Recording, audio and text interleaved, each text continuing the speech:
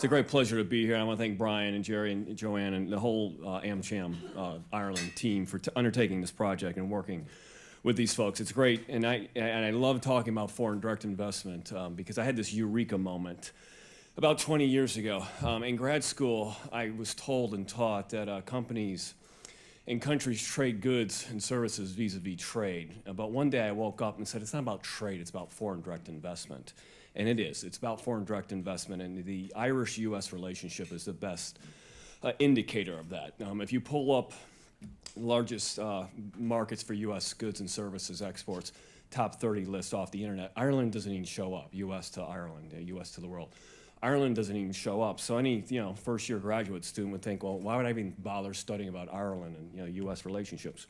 When in fact, it's one of the most powerful, most significant commercial arteries out there. Has been for quite some time. And I'm preaching to the choir, but I preach a lot of back in the United States that it's not about trade, it's about a foreign direct investment. That's how you do global business, particularly in the 21st century. And I've got some slides. I'll go through them rather quickly. They're all in the book, and I urge you in the next couple of days or next week, months or so, pick through the data. If you see anything you want to embellish on, talk further through, pick up the phone, call me, get in touch with Brian and so forth. I'd love to continue the debate because I'm very passionate about this because I do think everyone in this room has a responsibility, I'll lay on you, to tell people the true story about global commerce. It's not trade, and that's still being missed in the United States. I'm very worried about this, particularly with the crisis. I had someone, and I'll just go to the first slide here, talk to me, the economic miracle, and she kind of said, Joe, the miracle's over. Well, it's not over. She works on Wall Street. She looks at the interest rates. She's looking at Greece. She's looking at where Ireland has been grouped in the last couple of months with some of the debt countries. But to me, it's not over at all. It's still very robust.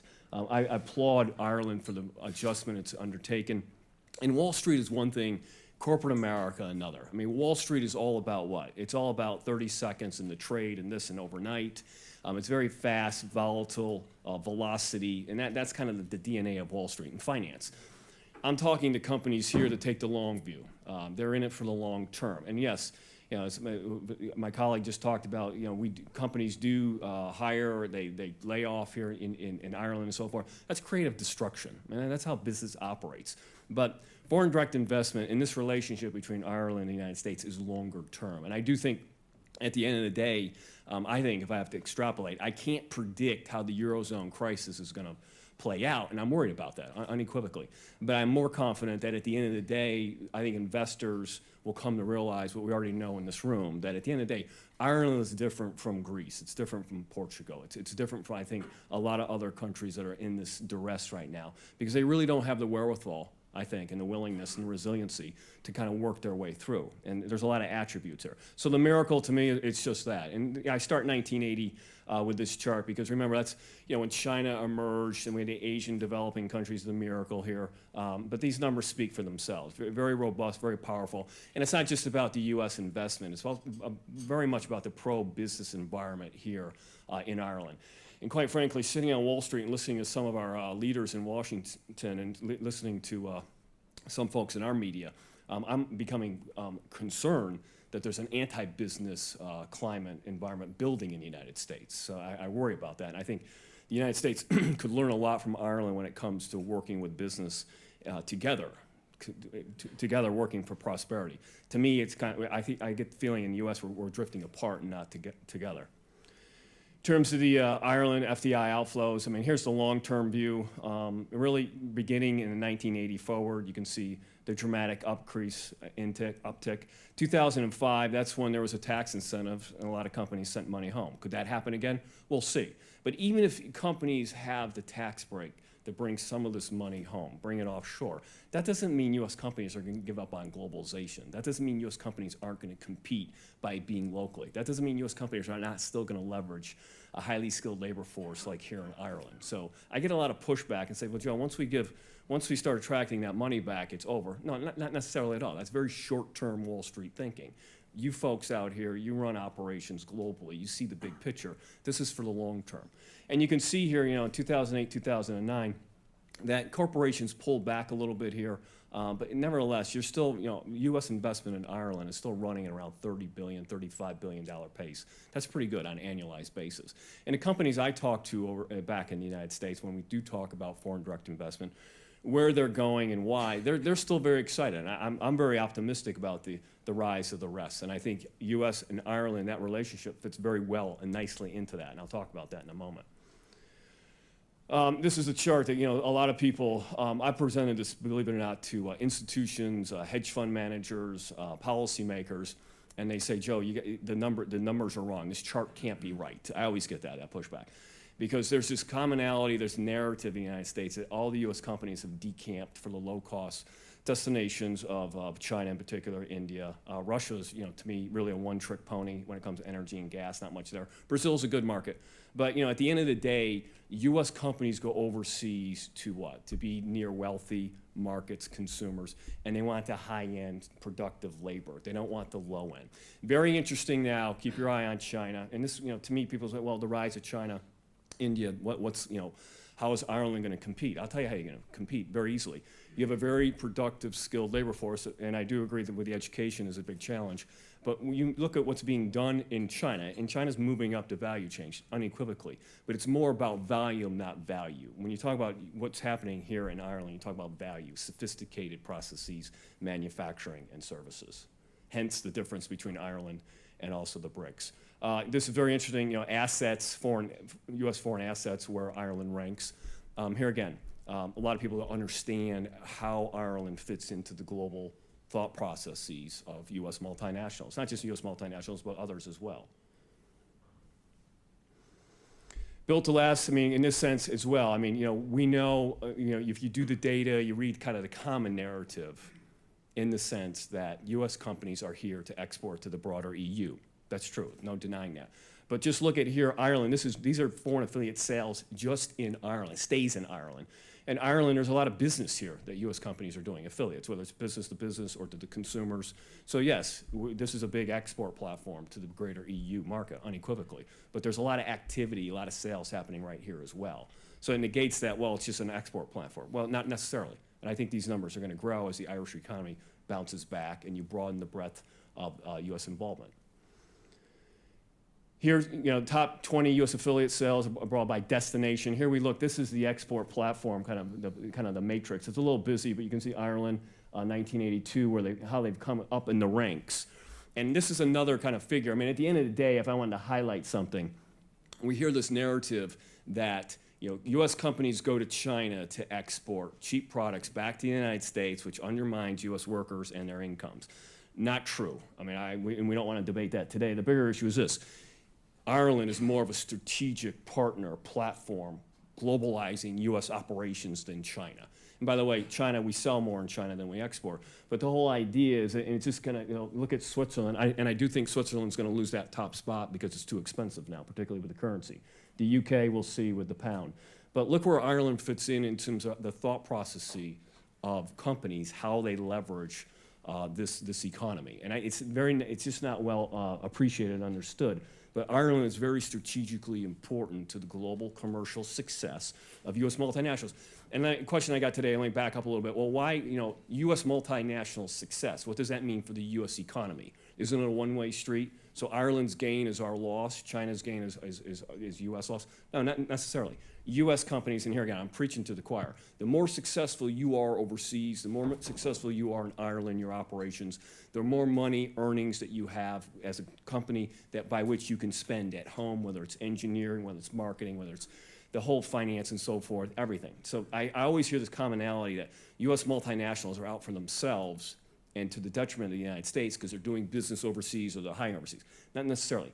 Any good U.S. company, I think, as a Wall Street analyst, has to be successful globally. And they've got to leverage all their capabilities and wherever they can to be successful. So success in Ireland means success back in the United States when it comes to the bottom line. And it's all about the bottom line for corporate America in the sense that drives the hiring, the investment, the taxes, and so forth. Affiliate income, very, very nice, nice pickup here in the last couple of years. Saw a rebound in 2010 and dip in 2009, not surprising. This year, first half, running about flat, but nevertheless, look where, where Ireland fits in overall in terms when it comes to affiliate income. Corporate tax revenue from the U.S. I got this from Keith Walsh, one of the contributor that I worked with here in Ireland, but very substantial when it comes to the tax revenue here in Ireland. Significant contribution. So here again, being a partner here to the local and state national economy. Built to last in terms of in related party trade. Remember, here's another commonality or something you're kind of taught in grad school that, well, you either trade or you invest. No.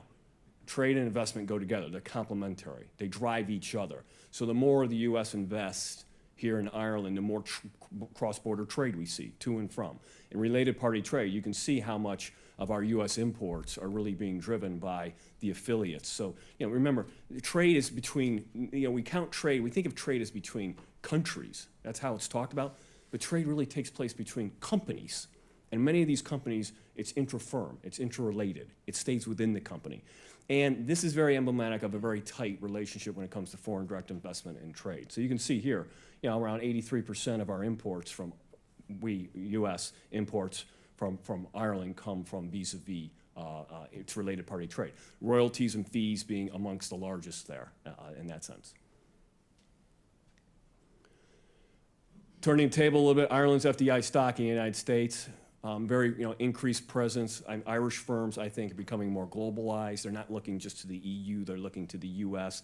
The US is the largest recipient of foreign direct investment. I think this is very encouraging, strengthening mutually the bilateral relationship, because the stronger there's Irish ties in the United States, vice versa, the more I think for a dynamic relationship. This is not a one-way relationship, US just coming to Ireland, but now you're seeing more Ireland come to the US. And we did see a lot of Irish banks, financial institutions, I think perhaps come in late to the party on Wall Street in 06, 07 before we all know what happened 3 years ago. But nevertheless, whether it's construction, whether it's the food industry, utilities and so forth, there's a good and growing presence of Irish firms in the United States, which I think just only makes the relationship even stronger, not weaker. Okay, that's it in terms of the slides. I'm going to kind of conclude by the big issue, kind of the elephant in the room is Europe, what's happening there. And I'll say right off the bat, the Eurozone is a tough one to call. I mean, it's tough for Greece. I mean, I think rescheduling is coming down the pipeline.